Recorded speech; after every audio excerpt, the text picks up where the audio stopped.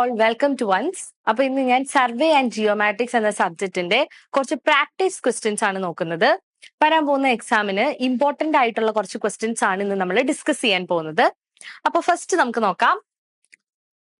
Distinguish between direct ranging and indirect ranging. അപ്പോ നമ്മൾ പഠിച്ചതാണ് റേഞ്ചിങ് എന്ന് പറഞ്ഞാൽ എന്താണ്? രണ്ട് വളരെ ദൂരെയുള്ള ഡിസ്റ്റൻസസ് ഉള്ള പോയിന്റിന്റെ ഇടയിൽ ഇന്റർമീഡിയറ്റ് പോയിന്റ്സ് എക്സ്റ്റാബ്ലിഷ് ചെയ്യുന്ന പ്രോസസ് ആണ് റേഞ്ചിങ് എന്ന് പറയുന്നത്.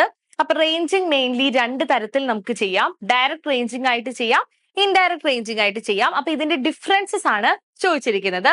അപ്പൊ ഡയറക്റ്റ് റേഞ്ചിങ് എങ്ങനെയാണ് നമ്മൾ ചെയ്യുന്നത്? Establishing a straight line between 2 points by directly observing and aligning ranging rods from one end to the other. അതായത് രണ്ട് സ്ട്രെയിറ്റ് ലൈനിന്റെ ഇടയിൽ നമ്മൾ ഒരു പോയിന്റ് എക്സ്റ്റാബ്ലിഷ് ചെയ്യുകയാണ് ചെയ്യുന്നത് ഡയറക്റ്റ് റേഞ്ചിങ്ങിൽ. അതിൽ നമ്മൾ എങ്ങനെയായിരിക്കും? ഡയറക്റ്റ് ഒന്നല്ലെങ്കിൽ നമ്മൾ ഐ വെച്ചിട്ടായിരിക്കും അലൈൻ ചെയ്യുന്നത്. അപ്പൊ നമ്മൾ ഐ വെച്ച് ഒരാളോട് നമ്മൾ ഇൻസ്ട്രക്ട് ചെയ്യുന്നു മൂവ്മെന്റ്. നമ്മൾ ഇവിടെ നിൽക്കുന്ന അയാള് മൂവ്മെന്റ് എങ്ങോട്ടാണ് നീങ്ങേണ്ടത്, എങ്ങനെയാണ്, എന്നിട്ട് റേഞ്ചിങ് റോഡ്സ് എല്ലാം സെയിം ഹൈറ്റിലാണോ അലൈൻ ചെയ്തിരിക്കുന്നത്, ഒറ്റ ലൈനിലാണോ കാണുന്നത് എന്നെല്ലാം നോക്കിയിട്ടായിരിക്കും ഡയറക്റ്റ് റേഞ്ചിങ് നമ്മൾ ചെയ്യുന്നത്. അത് എക്സ്റ്റാബ്ലിഷ് ചെയ്യുന്നത് നമ്മൾ ഡയറക്റ്റ് ആയിട്ട് ഒബ്സർവ് ചെയ്തിട്ടായിരിക്കും. പക്ഷേ ഇൻഡയറക്റ്റ് ഡയറക്റ്റിൽ എങ്ങനെയാണ്? നമ്മളുടെ രണ്ട് പോയിന്റ്സ് ഇന്റർവിസിബിൾ അല്ലെങ്കിൽ, അപ്പൊ ഡയറക്റ്റ് റേഞ്ചിങ്ങിൽ രണ്ട് പോയിന്റ്സ് ഇന്റർവിസിബിൾ ആണ് എങ്കിലാണ് നമ്മൾ ചെയ്യുന്നത്. ഇൻഡയറക്റ്റ് റേഞ്ചിങ് കൂടുതലായിട്ട് നമ്മൾ ചെയ്യുന്നത് രണ്ട് പോയിന്റ്സ് ഇന്റർവിസിബിൾ അല്ല, അല്ലെങ്കിൽ വളരെ ഡിസ്റ്റൻസിലാണ് രണ്ട് പോയിന്റ്, നമുക്ക് കാണാൻ പറ്റില്ല ഒരു പോയിന്റിനെ. അങ്ങനെയുള്ള കേസസിലായിരിക്കും നമ്മൾ ഇൻഡയറക്റ്റ് റേഞ്ചിങ് ഉപയോഗിച്ച് ഇന്റർമീഡിയറ്റ് പോയിന്റ്സ് എക്സ്റ്റാബ്ലിഷ് ചെയ്യുന്നത്. ഇതിന്റെ മെയിൻ കണ്ടീഷൻ എന്താണ്? It is applicable when 2 points are intervisible. രണ്ട് പോയിന്റ്സ് ഇന്റർവിസിബിൾ ആവുമ്പോഴാണ് ഡയറക്റ്റ് റേഞ്ചിങ് യൂസ് ചെയ്യുന്നത്. ഇൻഡയറക്റ്റിന്റെ കേസിൽ എന്താണ്? രണ്ടും ഇന്റർവിസിബിൾ അല്ല, ഒരു ഹില്ലോ വാട്ടർ ബോഡീസോ അല്ലെങ്കിൽ ബിൽഡിങ്സോ അങ്ങനെ എന്തെങ്കിലും ഡയറക്റ്റ് ഒബ്സർവേഷനെ പ്രിവെന്റ് ചെയ്യുന്നുണ്ടാകും. ഇനി ഇതിന്റെ പ്രോസസ് എന്താണ്? ഫസ്റ്റിൽ നമുക്ക് ഐ വെച്ചിട്ട് ചെയ്യാം. Involve placing the ranging rod at both ends, then positioning the intermediate ranging rods along the line of sight until they align with the end rods. അപ്പം നമുക്ക് രണ്ട് റേഞ്ചിങ് റോഡ്സ് രണ്ട് എൻഡ് പോയിന്റിൽ വെക്കുന്നു, നടുക്കുള്ള റേഞ്ചിങ് റോഡ് നമ്മൾ establish ചെയ്യുന്നു. ഇതെല്ലാം ഒറ്റ ലൈൻ ഓഫ് സൈറ്റിലാണോ എന്ന് നോക്കി നമ്മൾ ഡയറക്റ്റ് റേഞ്ചിങ് ചെയ്യാം. ഇൻഡയറക്റ്റ് റേഞ്ചിങ്ങിൽ എന്ന് പറയുമ്പോൾ രണ്ട് ഇന്റർമീഡിയറ്റ് പോയിന്റ്സ് നമ്മൾ അലൈൻ ചെയ്യുന്നു. അപ്പൊ ഈ പോയിന്റ്സ് നമ്മൾ എങ്ങനെ അസ്യൂം ചെയ്തിട്ടാണ്? ബാക്കി എല്ലാ പോയിന്റ്സും ഇപ്പൊ നമ്മൾ for example A and B, അപ്പൊ നമ്മൾ A1 B' എന്ന് പറഞ്ഞ പോയിന്റ് എക്സ്റ്റാബ്ലിഷ് ചെയ്യുമ്പോൾ ഈ A1-ൽ നിന്ന് നോക്കുമ്പോൾ എയും B1-ഉം വിസിബിൾ ആയിരിക്കണം. അതുപോലെ B1-ൽ നിന്ന് നോക്കുമ്പോൾ ബിയും എയും വിസിബിൾ ആയിരിക്കണം. അപ്പോ ഇങ്ങനെ വേണം നമ്മൾ രണ്ട് ഇന്റർമീഡിയറ്റ് പോയിന്റ്സ് ഇതിൽ എക്സ്റ്റാബ്ലിഷ് ചെയ്യുന്നു. അപ്പൊ ഇത് ഇങ്ങനെ വിസിബിൾ ആകുന്നത് വരെ നമ്മൾ എന്ത് ചെയ്യുന്നു? ഈ പ്രോസസ്സ് റിപ്പീറ്റ് ചെയ്യുന്നു.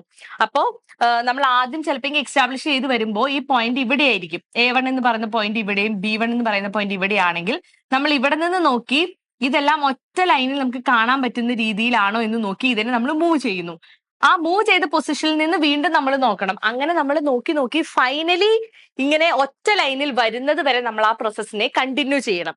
So involves selecting of 2 intermediate points that are mutually visible and establishing a line between them. Then additional intermediate points are established, working back and forth until the desired line is established. അപ്പൊ നമ്മൾ back and fourth work ചെയ്ത് അത് same ലൈനിൽ establish അല്ലെങ്കിൽ align ചെയ്യുന്നത് വരെ നമ്മൾ ആ പ്രോസസ്സ് കണ്ടിന്യൂ ചെയ്യും. ഇനി നമ്മൾ ഇത് ചെയ്യാൻ വേണ്ടി ഉപയോഗിക്കുന്ന ടൂൾസ്, ഡയറക്റ്റ് റേഞ്ചിങ് നമുക്ക് ഐസ് വെച്ച് ചെയ്യാം. അതായത് നമ്മൾ നോക്കി നമുക്ക് ഒരാളെ ഇൻസ്ട്രക്ട് ചെയ്ത് നമുക്ക് ചെയ്യാം. അല്ലെങ്കിൽ with optical instruments like line rangers or theodolite, അല്ലെങ്കിൽ ലൈൻ റേഞ്ചേഴ്സോ തിയോഡ്ലൈറ്റോ യൂസ് ചെയ്തിട്ട് നമുക്ക് ചെയ്യാം. അപ്പൊ ലൈൻ റേഞ്ചർ എന്ന് പറയുമ്പോൾ അതിലൊരു പ്രിസം ഉണ്ട്. അപ്പൊ നമ്മൾ ആ ഒരു റേഞ്ചിങ്, ആ ലൈൻ റേഞ്ചർ വെച്ച് ഒരാള് ഇപ്പൊ രണ്ട് പോയിന്റ്സ് ഉണ്ടെങ്കിൽ എ ആൻഡ് ബി, ഇതിൽ നമുക്ക് സി എന്ന് പറയുന്ന ഈ പോയിന്റ് ആണ് വേണ്ടതെങ്കിൽ ലൈൻ റേഞ്ചർ വെച്ച് അയാൾ മൂവ് ചെയ്തൊരു പോയിന്റിൽ നിൽക്കുന്നു. ആ പോയിന്റിൽ നിന്ന് നോക്കുമ്പോൾ ആ പ്രിസത്തിന്റെ ടോപ്പ് പോർഷനിൽ എയും ബോട്ടം പോർഷനിൽ നിന്ന് നോക്കുമ്പോൾ ബിയും വിസിബിൾ ആണ്. ആൻഡ് ഇത് രണ്ടും ടോപ്പിലും ബോട്ടത്തിലുമായി ഒറ്റ അലൈൻമെന്റിൽ നമ്മൾ കാണുകയാണെങ്കിൽ എന്താണ്? ഇത് കറക്റ്റ് ഈ ലൈനിൽ തന്നെയാണ് അലൈൻ ചെയ്തിരിക്കുന്നത് എന്നാണ് അതിന്റെ അർത്ഥം. അപ്പൊ ഇങ്ങനെ നമുക്ക് കാണുകയാണെങ്കിൽ അത് കറക്റ്റ് ആയിട്ട് നമ്മൾ സീനെ സി എന്ന് പറയുന്ന ഇന്റർമീഡിയറ്റ് പോയിന്റിനെ ഈ ലൈനിൽ എക്സ്റ്റാബ്ലിഷ് ചെയ്തു എന്നാണ് അതിന്റെ അർത്ഥം.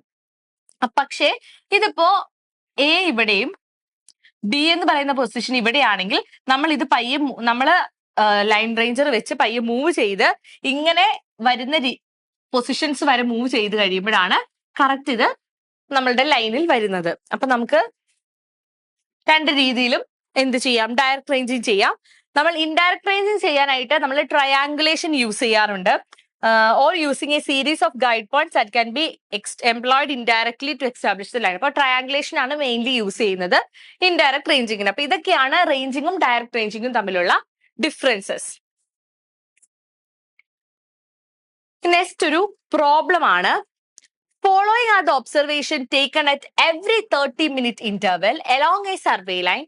The first reading was taken at 0 chainage having reduced length 180.5. അപ്പൊ benchmark നമുക്ക് തന്നിട്ടുണ്ട്.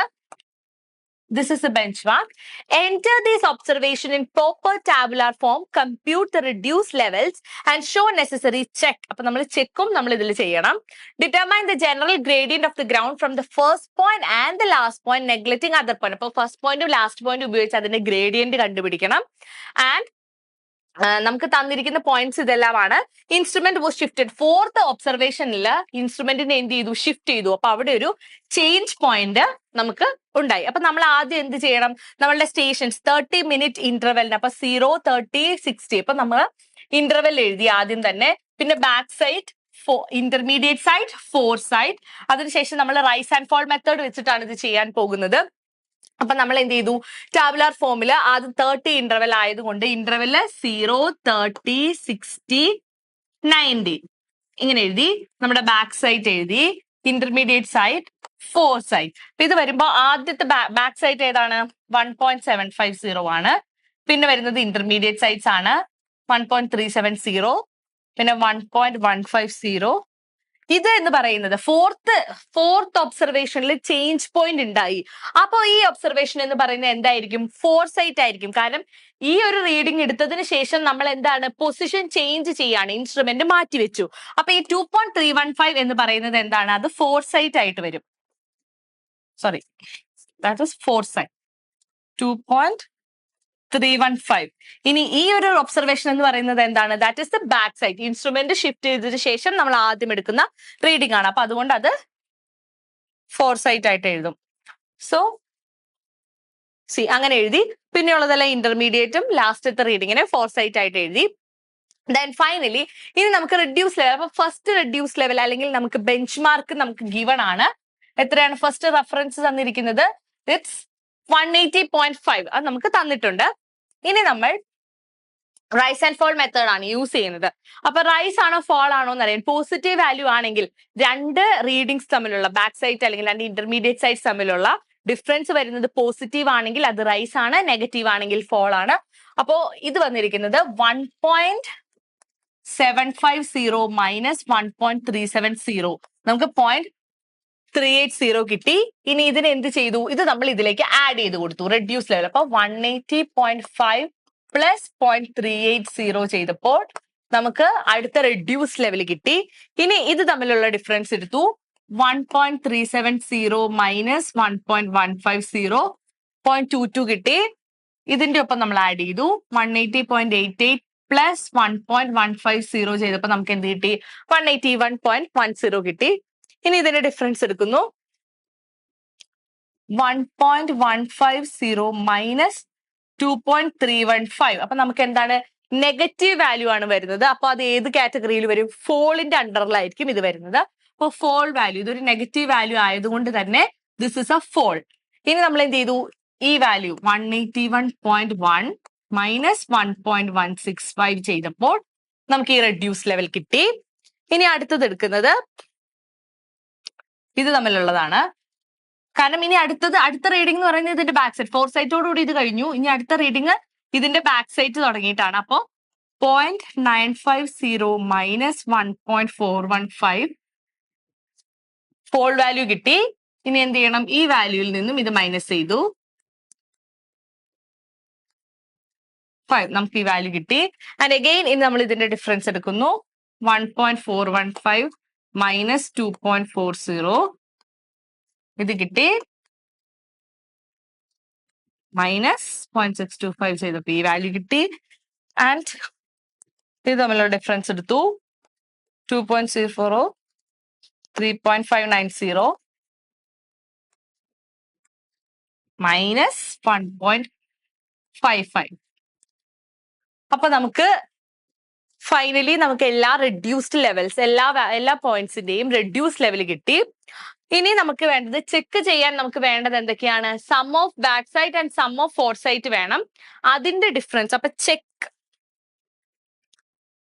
ചെക്ക് എന്താണ്? ഇതിന്റെ ചെക്ക് എന്ന് പറയുന്നത് the sum of backside or foresight minus backside is equal to sum of first reduced level minus last reduced level equal to sum of rise and fall.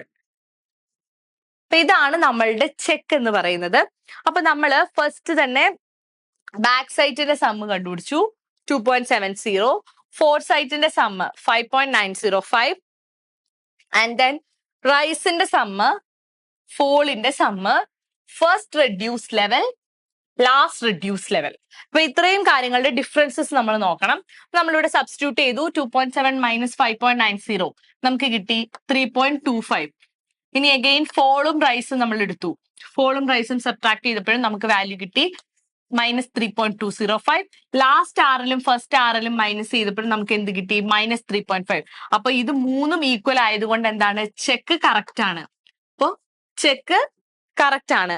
ഇനി നമ്മളോട് പറഞ്ഞിരിക്കുന്നത് ഗ്രേഡിയന്റ് കണ്ടുപിടിക്കാനായിട്ടാണ്, അല്ല ഡിസ്റ്റൻസ് കണ്ടുപിടിക്കാൻ പറഞ്ഞിട്ടുണ്ട്. അപ്പൊ 30 ഇന്റർവെലിന്റെ എത്ര ഇതുണ്ടെന്ന് നോക്കുക. 1, 2, 3, 4, 5, 6. അപ്പൊ 6 ഇന്റർവെൽസ്. അപ്പൊ 30 ഇന്റർവെലിന്റെ 6 സ്റ്റേഷൻസ് ആണുള്ളത്. അപ്പൊ 30 × 6 ചെയ്തു, നമുക്ക് 180 കിട്ടി.